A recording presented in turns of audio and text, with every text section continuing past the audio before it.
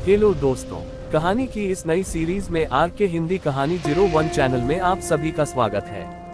आज की इस कहानी का नाम है बेवकूफ पति। ये एक फनी स्टोरी है। अगर आपको Hindi laughing stories, funny stories या कॉमेडी वाली कहानियां सुनने का शौक है तो इस कहानी को पूरा जरूर सुने। एक गांव में पुट्ठा नाम का एक भुलक्कड़ इंसान रहता था। पुट्ठा को एक अजीब बीमारी थी। वो अचानक से सब कुछ भूल जाता था। एक दिन की बात है, पुट्ठा गहरी नींद में सो रहा था। अरे अब उठोगे भी? कब तक खर्राटे लेकर सोते रहोगे? दोपहर के 11 बज रहे हैं, मगर तुम्हारी कुंभकर्ण वाली नींद खुलने का नाम ही नहीं ले रही। शर्मीली के चीखने पर अचानक पुट्ठा की आंख खुल गई और वो शर्मीली को क्रोध भरी नजरों से देखने लगा। मुझे इतने गुस्से में क्यों देख रहे हो? मैंने ऐसा क्या कर दिया? सिर्फ तुम्हें सोते से उठाया ही तो है। अचानक पुट्ठा ने शर्मीली का गला पकड़ लिया। ओए ओए, कौन है तू? है और मेरे घर में कैसे घुसा है? ये क्या बकवास कर रहे हो तुम? मैं तुम्हारी पत्नी हूँ शर्मीली, छोड़ो मुझे। ओ याद आ गया, ओ तू वही बिरजू चोर है ना जो मुझे मूर्ख बनाकर भाग गया था। आज तो तेरी खैर नहीं। हाँ, आज मैं तेरी वो मार लगाऊंगा कि तू दोबारा चोरी करके मुझे मूर्ख बनाने की हिम्मत नहीं करेगा। हाँ, सत्यानाश जाए मेरा कि मैंने तुमसे 7 फेरे लेकर विवाह किया था। पता नहीं कौन सा मनहूस दिन था जब तुम्हें ये भूलने की बीमारी लगी थी। इतना कहकर शर्मीली ने पुट्ठा को धक्का दे दिया। आइंदा मेरा गला पकड़ने की कोशिश की ना तो मार मार के तुम्हारी हड्डी पसली एक कर दूंगी। ओए बिरजू, ओए तू लड़के की आवाज निकालकर मुझे मूर्ख नहीं बना सकता। हाँ, हे भगवान, अब क्या करूं मैं इसका? इतना कहकर शर्मीली ने एक जोरदार हाथ पुट्ठा के सिर पर मार दिया।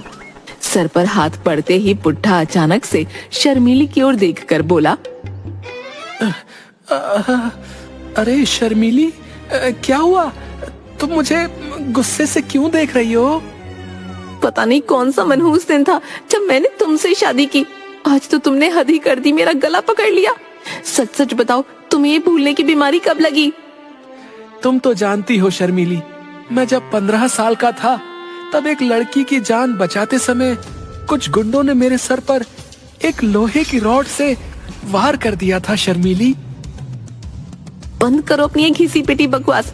गलती मेरी थी, मुझे तुम्हें कब का तलाक दे देना चाहिए था। अरे शादी के 2 दिन बाद जब पिताजी मुझे लेने आए थे तब तुम ये भी भूल गए थे कि वो तुम्हारे ससुर हैं और तुमने उनके गाल पर एक जोरदार चांटा जड़ दिया था। उस दिन का दिन है, आज तक पिताजी यहाँ पर नहीं आए। मुझे तुम्हारे पिताजी पर उठाए गए हाथ का अफसोस है शर्मीली, लेकिन अब वो यहाँ पर क्यों आएंगे? वो तो कब का स्वर्ग सिधार गए ना। क्या बकवास कर रहे हो तुम? मेरे पिताजी कब स्वर्ग सिधार गए? वो तो जीवित हैं। क्या बात कर रही हो तुम? अभी परसों ही तो मैं उनकी अर्थी को कंधा देकर आया था।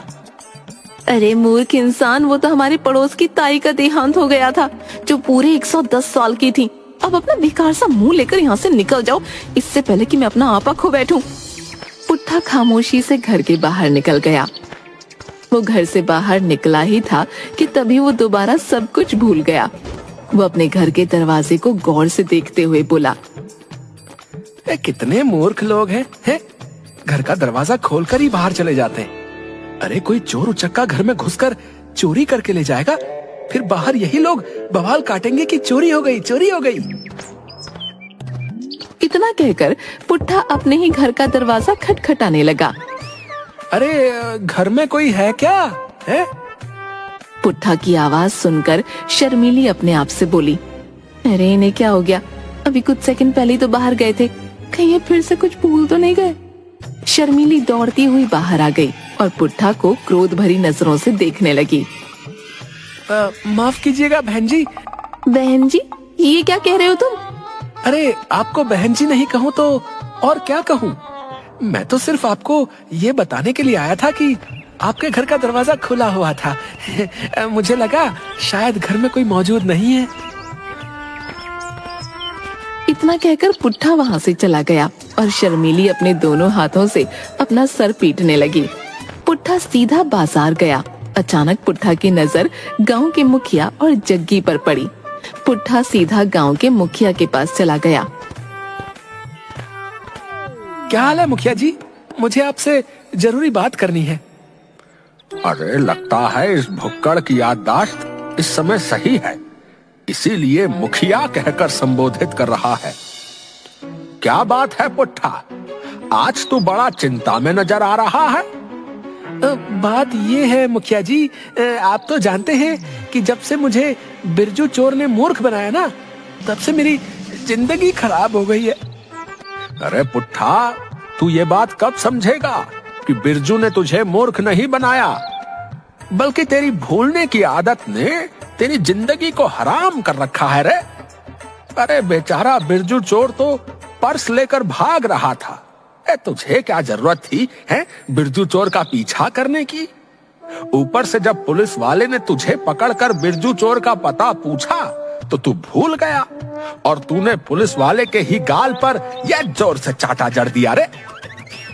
तभी मुखिया के बगल में खड़ा हुआ जग्गी मुखिया के कान में धीमे से बोला, मुखिया जी, पुट्ठा को समझाने मत बैठिए, कहीं ये फिर से भूल गया तो हम दोनों के लेने के देने पड़ जाएंगे। आप तो जानते हैं ना, पुट्ठा का गुस्सा, उसके गुस्से के आगे कोई नहीं टिक पाता मुखिया जी। तुम सही कह रहे हो जग्गी। इतना बोलकर मुखिया पुट्ठा से बोला, अच्छा मैं चलता हूँ हैं। इतना कहकर मुखिया ने प्यार से पुट्ठा का सर सहला दिया और मुखिया यही भूल कर बैठा। पुट्ठा दोबारा सब कुछ भूल गया। पुट्ठा मुखिया और जग्गी को गौर से देखने लगा। क्या हुआ पुट्ठा, तुम मुझे इतनी गौर से क्यों देख रहे हो? अचानक पुट्ठा ने एक जोरदार चांटा मुखिया के गाल पर जड़ दिया। मुझे मूर्ख समझाया क्या तूने? बिरजू, तुझे क्या लगा तू मेरी आंखों के सामने से दोबारा बचकर भाग जाएगा? आज तो तेरी खैर नहीं रे, मैं तुझे घसीटता हुआ पुलिस थाने में ले जाऊंगा। हाँ। अरे मुखिया जी, ये क्या किया आपने? एक तो इस भुलक्कड़ की याददाश्त कब चली जाती है कुछ भी पता नहीं रहता, ऊपर से आपने इसके सर पर हाथ फेर दिया। अरे अरे अरे, ये तो इसका छोटा मगज है, अब तो आपको ईश्वर ही बचा सकता है। तभी पुट्ठा जग्गी की ओर देखकर बोला, थानेदार साहब, यही है वो बिरजू चोर जो पर्स चुरा कर भाग रहा था, इसे गिरफ्तार कर लीजिए। अबे भुलक्कड़ आदमी, मेरी समझ में ये नहीं आता कि तू इस गांव में पैदा ही क्यों हुआ रे। अबे जिस बिरजू चोर की तू चोरी की बात कर रहा है ना, उस घटना को तो 1 साल हो गया है, लेकिन तू सब कुछ भूल जाता है, बस यही बात नहीं भूलता। कभी कभी तो मुझे लगता है कि तू बस नौटंकी करता है। क्या बकवास कर रहे हो तुम, हैं? क्या तुम थानेदार नहीं हो? अरे नहीं रे, मैं थानेदार नहीं हूँ। तो फिर मुझे थाने तक ले चलो, बता रहा हूँ, नहीं तो मैं तुम्हारा भी ना मार मार कर ना बुरा हाल कर दूंगा, बता रहा हूँ। अरे ठीक है महाराज, ठीक है, चलिए मेरे साथ, मैं आपको थाने तक छोड़ आता हूँ, चलिए। जग्गी की बात पर मुखिया जग्गी से बोला, अबे मूर्ख आदमी, हाँ ये क्या कर रहा है तू? मुझे बचाने के बजाय तू उसे थाने का पता बता रहा है। मुखिया जी, आपकी भलाई के लिए कर रहा हूँ। इस भुलक्कड़ की याददाश्त कभी कभी तो 2 मिनट में वापस आ जाती है और कभी कभी 2 दिन तक वापस नहीं आती। हो सकता है पुलिस वाले आपको इससे छुड़ा ले। मुखिया वहाँ से भागने ही वाला था कि तभी पुट्ठा ने मुखिया को दबोच लिया। भागता कहाँ है बिरजू? आज तो मैं तुझे स्वयं सलाखों के अंदर बंद कर दूंगा। चलो शर्मीली। शर्मीली? कौन शर्मीली बे? अरे तुम्हारा नाम शर्मीली, मैं तुमसे बात कर रहा हूँ, क्या तुम शर्मीली नहीं हो? लगता है आज इसका दिमाग पूरी तरह से खराब हो चुका है। इसे पुरुष और स्त्री में अंतर ही नजर नहीं आ रहा है। इसे थाने ले जाने में ही भलाई है। जग्गी पुट्ठा की ओर देखकर बोला, श्रीमान पुट्ठा जी, चलिए मैं आपको थाने ले चलता हूँ।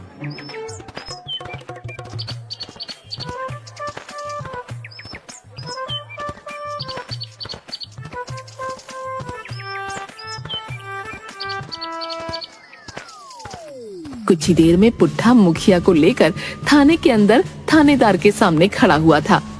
मुखिया को देखकर थानेदार कुर्सी से उठकर हाथ जोड़ता हुआ बोला, नमस्ते मुखिया जी, आपको यहाँ आने की क्या आवश्यकता थी?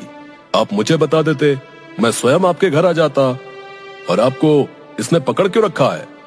अरे वो सब छोड़ो थानेदार साहब, अरे पहले मुझे इस भुलक्कड़ से बचाओ भाई। थानेदार क्रोधित होकर पुट्ठा की ओर देखते हुए बोला। अरे छोड़ दे मुखिया को। अरे तुमने मुखिया जी को क्यों पकड़ रखा है? थानेदार साहब, ये वही बिरजू है जो पर्स चुरा के भाग रहा था और मैं इसका पीछा कर रहा था और आपने मुझे पकड़ लिया था। मैं उस वक्त भूल गया था, अब मुझे सब कुछ याद आ गया। इसे गिरफ्तार करके जेल में डाल ही दीजिए। अरे तेरा दिमाग तो सही है। अरे तू मुझे कौन सा थानेदार समझ रहा है भाई?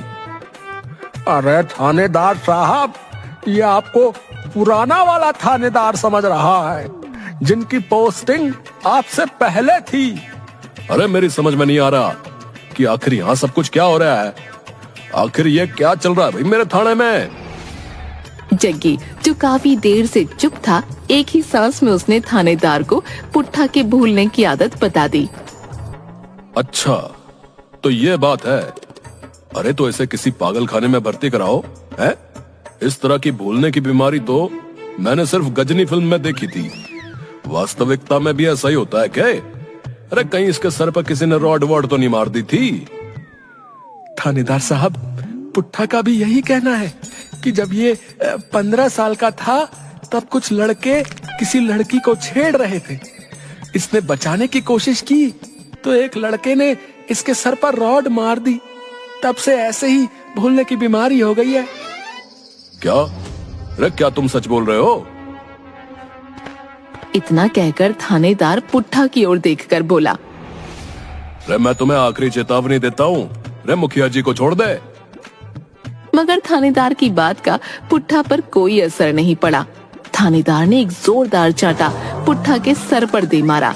चांटा पड़ते ही पुट्ठा की याददाश्त दोबारा वापस आ गई, मगर आधी अधूरी। शर्मिली, मुझे क्षमा कर दो, मैंने तुम्हारा गला पकड़ा। तुम तो जानती हो कि मुझे भूलने की बीमारी है और मैं स्वयं इस बीमारी से परेशान हूँ। अरे ये क्या बकवास कर रहे हो तुम? कौन शर्मिली? तुम ही तो मेरी शर्मिली हो, मेरी पत्नी। पुट्ठा की बात सुनकर थानेदार का खून और खौल उठा। वो तुरंत रिवॉल्वर निकालकर मुखिया की ओर देखते हुए बोला। अरे इसे यहाँ से ले जाओ मुखिया जी। अरे इससे पहले कि मैं अपनी पिस्तौल की सारी गोलियां जो हैं इसके सीने पे चला दूं, ले जाओ इसे यहाँ से। अरे अरे बाहर से मुझे 2 डिस्प्रिन की गोली ला कर दो भाई।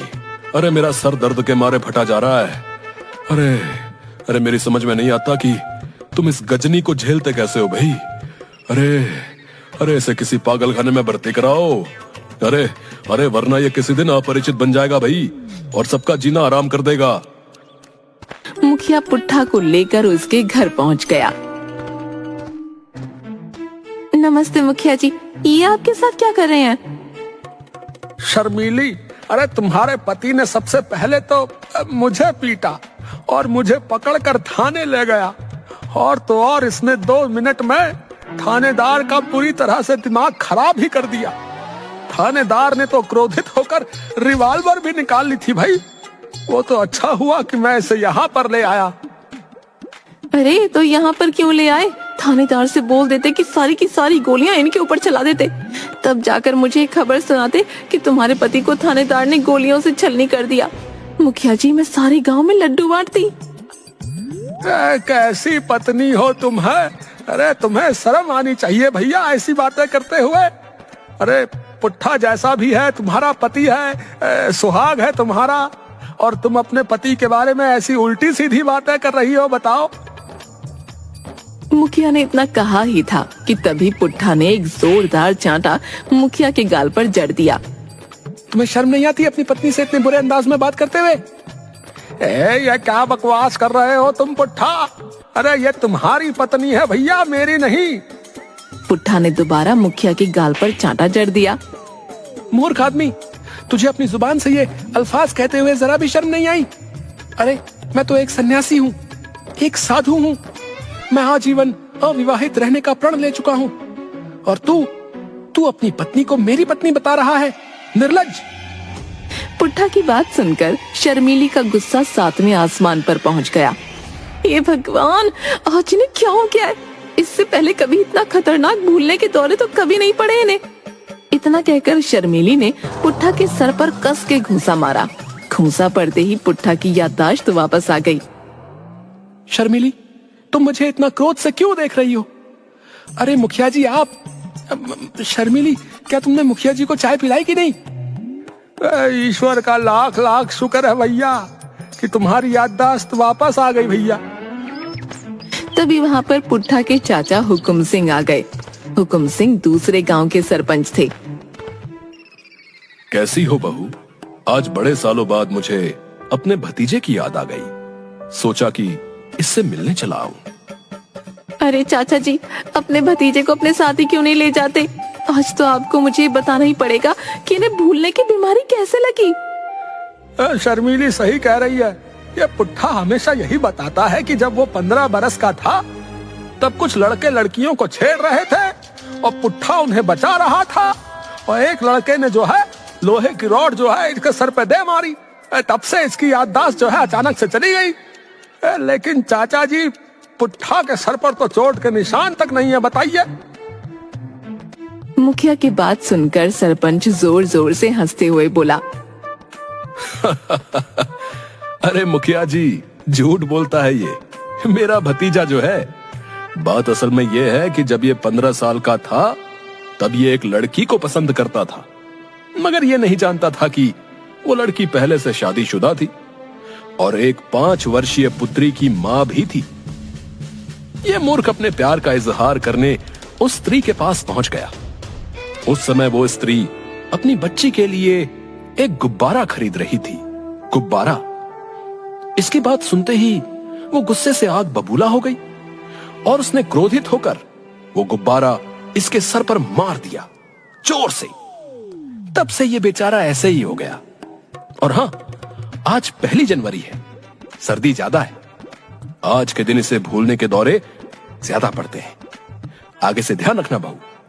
1 जनवरी को इसे घर पर बंद करके रखना। अच्छा, तो असली बात ये है, इनकी ये हालत किसी लोहे की रॉड ने नहीं बल्कि गुब्बारे ने की है, और जनाब इश्क फरमाने गए थे। अब शर्मीली, अब ज्यादा बातें मत करो। इसे जो है रस्सी से बांध दो, नहीं तो ये जो है फिर भूल जाएगा। और आगे से याद रखना भैया, 1 जनवरी को इसे बांध कर ही रखना है। अच्छा? नहीं शर्मीली, उसकी कोई आवश्यकता नहीं। मैं नींद की गोलियां लेकर आया हूं। दूध में इसे नींद की गोली खिला दो, सुबह तक ये ठीक हो जाएगा। सरपंच के कहने पर शर्मीली ने ऐसा ही किया और पुट्ठा गहरी नींद सो गया। सुबह सरपंच शर्मीली से बोला, बहू, जाकर पुट्ठा को उठाओ। मेरा विश्वास है कि वो अब तक सही हो चुका होगा। सरपंच के कहने पर शर्मीली पुट्ठा को जगाने लगी। अजी सुनते हो, सुबह हो चुकी है, उठना नहीं है क्या? शर्मीली की आवाज सुनकर पुट्ठा उठकर शर्मीली और सरपंच को गौर से देखने लगा। अजी ऐसे क्या देख रहे हो? कैसी हो नंदिनी? मैं तुम्हें कब से ये बोलने के लिए जो है तड़प रहा हूँ कि मैं जो है तुमसे ना सच्चा प्रेम करता हूँ नंदिनी। क्या बकवास कर रहे हो तुम?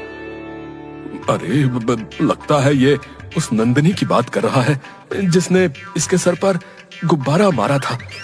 पुट्ठा सरपंच की ओर देखकर बोला, हे, तुम तो नंदिनी के पति हो, हैं? तुम्हारी वजह से नंदिनी ने मेरे सर पर गुब्बारा मारा था, याद आ गया मुझे। इतना कहकर पुट्ठा उठकर खड़ा हो गया और अपने चाचा पर मुक्कों की बौछार कर दी। शर्मीली ने पुट्ठा का हाथ पकड़ लिया। ये क्या कर रहे हैं आप? आपको शर्म नहीं आती अपने चाचा को मारते हुए? मुझे छोड़ दो मुखिया जी, ये नंदिनी का पति है। इसी की वजह से नंदिनी ने मेरे सर पर गुब्बारा मारा था। हाँ। अरे मैं मुखिया नहीं, तुम्हारी पत्नी हूँ। अरे अरे अरे अरे अरे अरे अरे इसे कुछ दिनों के लिए बात दो बहू। अरे मैं जा रहा हूँ और अब कुछ साल बाद ही आऊंगा, तुम ही झेलो। सरपंच वहां से बोरिया बिस्तरा उठाकर भाग गया और शर्मीली अपना सिर पकड़कर बैठ गई। चलिए दोस्तों, आज के लिए बस इतना ही। फिर मिलेंगे एक नई कहानी के साथ। ऐसे ही और मजेदार कहानी सुनने के लिए हमारे वीडियो को लाइक, कमेंट और चैनल को सब्सक्राइब जरूर करें।